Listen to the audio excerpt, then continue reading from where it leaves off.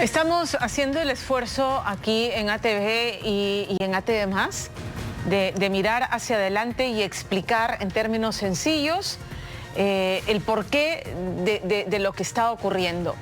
Hay quienes reclaman, pero ¿qué clase de adelanto de elecciones es esto? Las personas, las manifestaciones, se escucha, cierran el Congreso, elecciones ya, y materialmente es no imposible, porque sí, pudiera ocurrir y quebrantarse una vez más el orden constitucional y que se cierre el Congreso y que renuncie Dina Boluarte. Si denuncia a Dina Boluarte no nos podemos quedar descabezados. Renuncia a Dina Boluarte y tiene que asumir el presidente del Congreso y convocar a elecciones. ¿No? ¿Elecciones entre qué? El elenco estable que terminó dejándonos en Palacio de Gobierno a Pedro Castillo y que llevó a la segunda vuelta a dos candidatos que ni siquiera llegaban a la representación del 50% de los electores. Entonces, queremos que usted entienda el porqué de las cosas y de los anuncios que no son gratuitos, que es abril del 2024, qué explicación tiene y que de no hacerlo así, a qué escenario nos enfrentamos. Fernando Tueste está con nosotros, es politólogo de la Universidad Católica del Perú y ex jefe de la Oficina Nacional de Procesos Electorales de la OMP. Ayer escuchábamos, Fernando, ¿cómo estás? Buenas tardes, gracias por atendernos. Sé que tienes una agenda apretada, pero escuchaba a la congresista Patricia Chirinos que dentro de las reformas también estaba el tema del Jurado Nacional de Elecciones y de la OMP para que no vuelva a ocurrir un fraude. Y Dios, yo no soy abogada, pero estoy un poquito enterada porque necesito estarlo porque soy periodista. Son entes autónomos, el Congreso no puede, una congresista no puede hacer ese tipo de afirmaciones porque suma al desconcierto, a la desinformación y al caos. Totalmente de acuerdo. En realidad, acá hay muchos que hablan y pocos conocen. Y eso es irresponsabilidad. Los únicos que pueden remover al jefe de la OMP es la Junta Nacional de Justicia. La Junta Nacional de Justicia, ex Consejo Nacional de la Magistratura. El Congreso de la República no los puede destituir.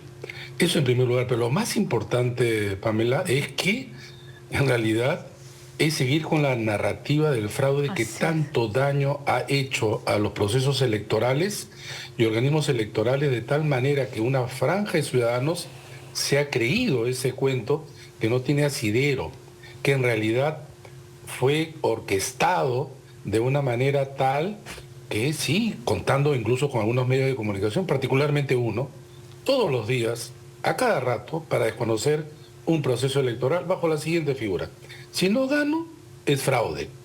Y si gano, porque ganaron algunos en la elección municipal, es a pesar del fraude. Esto ya sucede en otras partes del mundo. Desde Donald Trump fue el que encabezó esto, Bolsonaro y otros más o menos de la misma franja política. Pero este es sumamente peligroso e irresponsable. Entonces, que quede claro para zanjar dentro de la... Esto, Pamela. Sí. La comisión que nombró el Congreso, ¿sabes qué determinó? La conclusión era: hay que investigar. Una comisión que investiga tiene como conclusión que tiene que investigarse. No dio ninguna respuesta basada en todo lo que se dijo.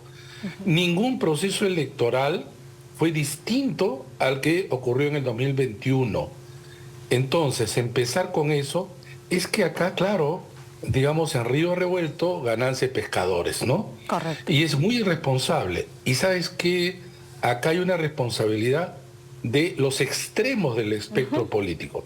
La extrema izquierda, envalentonada, violenta, y la extrema derecha en algunos ámbitos del Congreso, pero también creando violencia con sus discursos y cuando no, cuando han estado en las calles. Esto es sumamente peligroso. Lo es, y lo estamos viviendo, un país que arde en llamas y que con este Congreso, ¿no es cierto?, donde quienes más exposición tienen son estas voces más radicales de la izquierda y de la derecha, no nos da la tranquilidad de que se pueda encaminar a esto que se está reclamando en la calle, ¿no? Adelanto de elecciones, y ahí me quiero detener con el conocimiento que tú tienes. Abril del 2024, en redes estallan, ¿cómo? ¿Qué cosa? ¿Por qué recién hasta el 2024? Este Congreso se va a quedar hasta el 2024, este Congreso va a hacer las reformas políticas ¿Es lo que hay? ¿Hay alternativas? ¿Cuáles son plazos prudentes? Mira, no existe escenario, digamos, perfecto. Ahora bien, lo que ha señalado la presidenta Dina Boluarte es colocar como fecha abril del 24 para que se asuma en julio del 24. Cuando tú haces un proceso electoral, lo que haces es articular un cronograma que se enmarque en la ley de esa fecha para atrás. Entonces, ¿cuántos meses atrás puedes hacer elecciones de tal manera que éstas sean sin riesgo? Por lo menos debiera ser convocado al menos en enero o febrero. Al menos en enero o febrero. Sin primarias, la ley señalaba 270 días, vale decir 9 meses, entre convocatoria y realización. La gente tiene que entender que nosotros tenemos un sistema donde hay elecciones primarias, primera y segunda vuelta, es decir, 3 elecciones.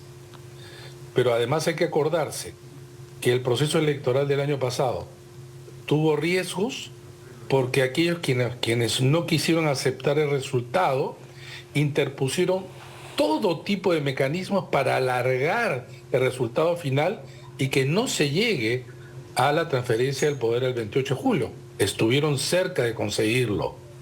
Pero entonces, a la precariedad de nuestra democracia, tenemos que quieren golpear al árbitro. Y sobre normas que han manipulado, malinterpretado, deformado.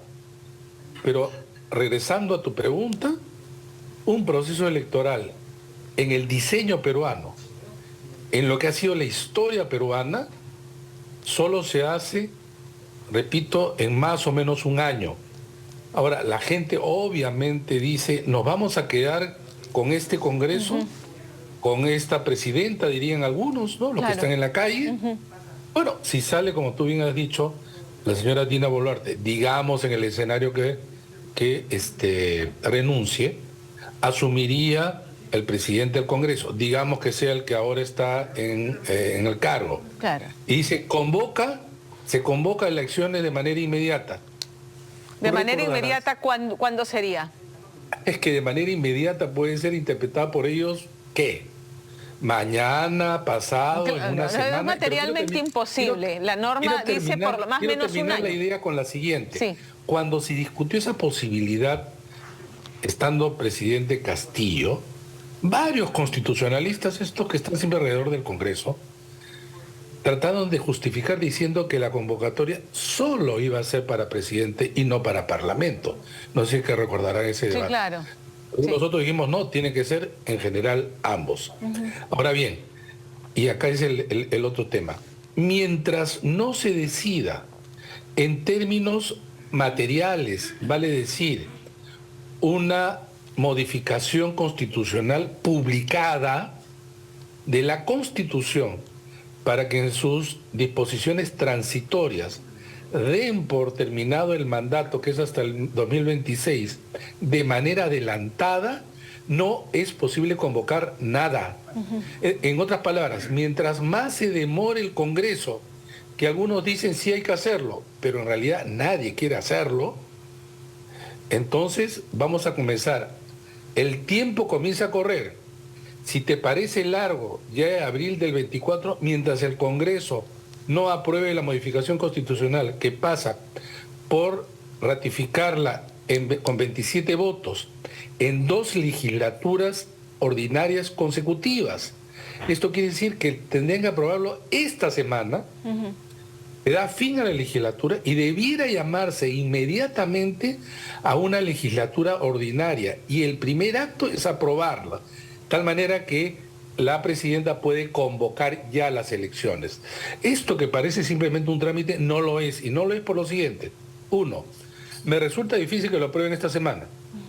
2, supongamos en el hipotético caso que se apruebe esta semana. El Congreso se vuelve a reunir en marzo. ¿Qué te garantiza que en marzo los congresistas dicen, bueno, a estas alturas las cosas han cambiado, no estoy de acuerdo, y no lo voten con más de 87 votos? Se frustra. ¿El Congreso es confiable? Claramente no. No, claramente no. Claramente Y no. si ya en marzo dicen que no, o digamos se demoran, ese cronograma que parece, repito, holgado, se comienza a estrechar. Ese es el problema. Ese es lamentablemente el problema. Muy bien, además hay otros temas que hay que tomar en consideración. Ya nos explicaste que las elecciones, pues, para convocarlas se necesitan, entiendo, 270 días de anticipación mínimo. No es que de la Como noche mínimo. a la mañana se organiza un proceso electoral, pero además las leyes... Quiero explicarles quizás a los televidentes que no conocen de esto. Pamela, Sí. los organismos electorales en época de elección se reducen a una oficina en Lima y unas cuantas oficinas con muy pocas personas y nada más. Cuando se convoca elecciones, tienen que construir un aparato nacional cada vez que hay elecciones. Eso implica un montón de aspectos logísticos, administrativos, capacitación. Cada vez más, nuestro diseño es malo porque requiere mucho tiempo. Tienes que armar y desarmar. Es decir, Claro, está el contratar, tema logístico. capacitar y gastar en poco tiempo. El tema es logístico. un sistema de acordeón, es un sistema de acordeón. Has mencionado que el proceso electoral peruano contempla elecciones primarias y además los candidatos deben tener un año de militancia para postular. Por ejemplo, ¿no? eso lo tienen que cambiar, porque si no, muchos de los partidos que tienen inscripción en el Congreso carecerían mucho de candidatos.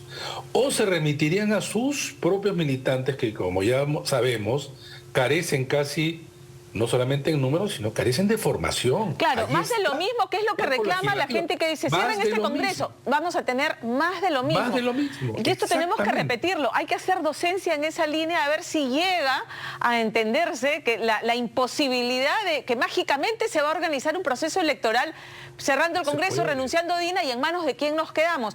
Las leyes no es una electorales asamblea. además, no se pueden modificar. Este no es una asamblea, esto no es una elección de un salón, de un colegio, esto no es la elección de un sindicato. Aquí estamos hablando de la elección de 25, 26 millones de personas a nivel nacional, con todas las garantías justamente para que no pueda ocurrir problemas. Al primer problema saltan al cuello. Y aquellos que ahora exigen, presionan, etcétera, luego están en el otro lado protestando porque no cumplen con los plazos, porque no tienen listas, porque no pueden siquiera tener, digamos, listas con paridad y alternancia, con los requisitos establecidos. Esos mismos partidos, los que están presentes y muchos de los que están por inscribirse, ni siquiera pueden cumplir con las exigencias de la ley. Ahora, si finalmente ocurre el mejor escenario, que fuera que se aprueba esta semana o la próxima y luego cuando regresen en marzo también se aprueba con los 87 votos que se necesitan en el adelanto de elecciones. Se habla de la reforma política previa. ¿Toda esa reforma política previa aplica para las elecciones que ya han sido convocadas? Mira, vamos a ver cuál es la propuesta del Ejecutivo, porque son las propuestas hay que discutir. Sí. En la propuesta debe estar incluida en la modificación constitucional, obviamente un conjunto de reformas electorales y reformas políticas que son de otra naturaleza. Las reformas electorales son las que se aplican obviamente para el proceso electoral. Sí. Y las reformas políticas son las que tienen que ver con las instituciones y sus relaciones. En el primer caso es necesario e imprescindible, en primer lugar, que las primarias tienen que tener un umbral. ¿Qué quiero decir? Que no es que se presenten después 25 partidos y tienen las primarias, no. Quien no logra pasar un umbral de participación, fuera. Claro. Porque si no, vamos a seguir alimentando cascarones. Eso es fundamental y no está en la ley. Porque la quitaron en el Congreso. El Congreso aprueba varias leyes, pero las desnaturaliza. Claro. 2, la segunda vuelta electoral presidencial debe coincidir con la parlamentaria. Si quieren al revés, la parlamentaria, que ya no debiera de tener voto preferencial, debiera realizarse en la segunda vuelta y no en la primera. Ese es fundamental. Tiene que haber reelección de congresistas. Tiene que haber en estas medidas la posibilidad de que el candidato presidencial pueda ser también candidato al Congreso. ¿Por qué? Porque yo hubiera preferido, no sé si ustedes, en fin, que los líderes de los partidos no estén fuera del Congreso, estén dentro del Congreso. Claro. Eso permite un mejor debate y la cohesión de sus propias bancadas. En torno a liderazgos que asuman activos y pasivos. Que asuman su responsabilidad. Claro, además, si que el Perú asuman tiene activos y pasivos. todas las figuras parlamentarias, eso es en el parlamentarismo europeo. Claro. Todos los jefes de gobierno en Europa son parte del Parlamento. Todos, no hay ninguno que no lo sea. Entonces, debiera darse esa posibilidad. Y yo prefiero tener a la señora Keiko Fujimori en el Parlamento, a la señora, qué sé yo, Verónica Mendoza, si fuera el caso, al señor Hernando de Soto. O sea, tener a un rostro a quien interpelar. Hoy tenemos a los líderes escondidos. No los vemos, no se pronuncian.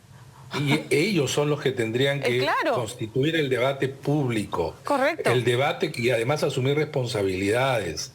Pero esto también es un marco de reelección parlamentaria, que esto no gusta a la gente, pero que la gente no entiende algunas cosas, ¿no? Como por ejemplo, este Congreso es malo, entre otras cosas, porque no hay reelección, porque además que no tienen buena formación política, entre otras cosas, no tienen experiencia política, y tú los ves cuando discuten. La gran mayoría, no digo todos, hay excepciones en todas las bancadas, no pueden ni siquiera argumentar.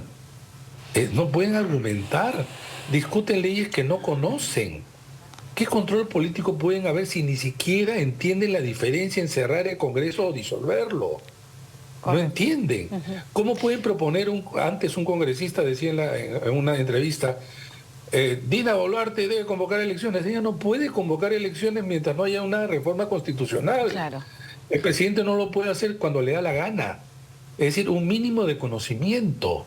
Un mínimo de conocimiento. Yo no digo extremo, especializado. Un mínimo. A estas alturas, este mínimo es bastante.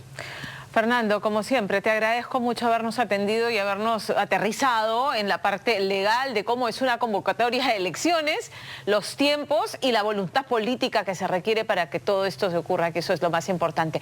Muchísimas gracias. Gracias a ti por la entrevista. Gracias. Hasta luego. 1:24, tenemos información en vivo desde Palacio